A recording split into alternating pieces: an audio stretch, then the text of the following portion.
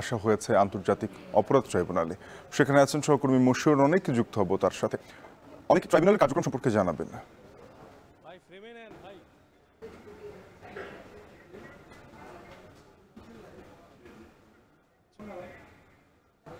আন্তর্জাতিক অপরাধ ট্রাইব্যুনালের প্রেক্ষাপট, সেই প্রেক্ষাপটে আজকে হাজির করা হয়েছে আওয়ামী লীগের সময়কার যে সমস্ত আসামিরা ছিলেন, বিশেষ করে জুলাই আগস্টের প্রেক্ষাপটে যাদেরকে গ্রেফতার করা হয়েছে। আওয়ামী লীগের সাবেক সংসদ সদস্য, মন্ত্রী, প্রতিমন্ত্রী এবং আওয়ামী লীগের উপদেষ্টা সহ সব মিলিয়ে প্রায় 19 জনকে আজকে কিন্তু ঠিক এই প্রাঙ্গণে নিয়ে আসা হয়েছে। মূলত 2 মাসের যে সময় চাওয়া হয়েছিল তদন্ত প্রতিবেদন জমা দেওয়ার জন্য, সেই তদন্ত প্রতিবেদন জমা দেওয়ার ধার্য তারিখ কিন্তু আজকে ছিল।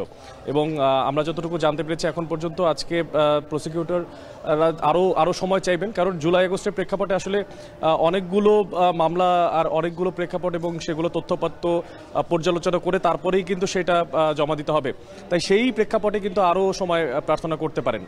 একটু জানিয়ে রাখতে চাই, আজকে ডক্টর দীপু মনিকে কিন্তু নিয়ে আসা হয়েছে, সাথে নিয়ে আসা হয়েছে জুনায়েদ আহমেদ পলককে, হাসানুল হক ইনু, রাশেদ খান মেনন, এছাড়াও কিন্তু নিয়ে আসা হয়েছে তৌফিক ইলাহি সহ প্রায় 19 জনকে। এবং আরও একটা তথ্য যেটা আমরা গতকালকে জানতে পেরেছিলাম, সেটা হচ্ছে রেড নোটিশ যে জারির প্রসঙ্গ। সেটা এই রেড নোটিশ জারির প্রসঙ্গে যদি বলতে চাই, পুলিশের একটা বিশেষায়িত যেই দল, সেই বিশেষায়িত দল কিন্তু একটা রেড নোটিশ চেয়েছেন ইন্টারপোলের কাছে। মূলত এর আগে শেখ হাসিনার বিরুদ্ধে ইন্টারপোলের রেড নোটিশ জারি হলেও পুলিশের তরফ থেকে কিন্তু এই প্রথম রেড নোটিশ জারি করার জন্য আবেদন করার যে প্রেক্ষাপট সেটা চলছে, সেটাও কিন্তু আজকে আদালতে সামনে প্রসিকিউটররা বলবেন বলে আমরা জানতে পেরেছি। পাশাপাশি একটু জানিয়ে রাখতে চাই, এই রেড নোটিশ জারি করার পরে আসলে কি ঘটতে পারে। ইন্টারপোল যেটা করে সেটা হচ্ছে, যখন রেড নোটিশ জারি করা হয় ইন্টারপোলের মাধ্যমে, তারপরে আন্তর্জাতিক যে সমস্ত মহল আছেন আইনশৃঙ্খলা বাহিনীর, তাদের কাছেও কিন্তু একটা ওয়ারেন্টের মতো ওয়ারেন্ট চলে যায় এবং সেই ওয়ারেন্টের প্রেক্ষিতে তারাও কিন্তু গ্রেফতার করতে পারেন তাদেরকে খুঁজে বের করে। তো সেক্ষেত্রে সেই প্রক্রিয়াও কিন্তু চলছে।